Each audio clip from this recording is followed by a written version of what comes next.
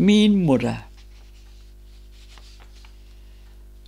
Min Mutter het ihr Leben lang bloß Arbeit kennt und Ploch. Von früh um 5 bis laut um 7, dat wir ihr Arbeitsdach. Um 5 so ging sie in den Stall und melkt ihrs Mal de Keu. Versorgt die Schwien, die Heuner all, keiner säh recht die Mäu. Die Wäsche hat sei in Kettel kocht und in den See sich speult. Sie kennte keine Waschmaschine, kein Keulschab, dat wat keult. Und drüben hätt sie Sirup kocht, wie eden Aal gehen sollt. Den Teppich hätt's in Schnei kloppt und sich dabei noch freut.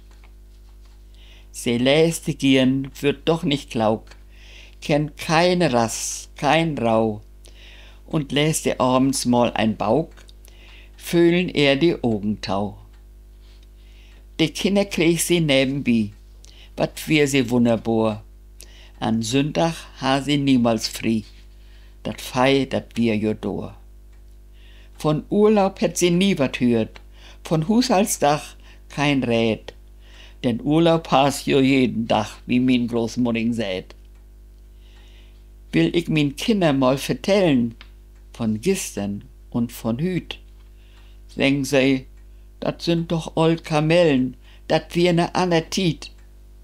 Ton Mutterdach geb ich so gern min Mutter ein Geschenk.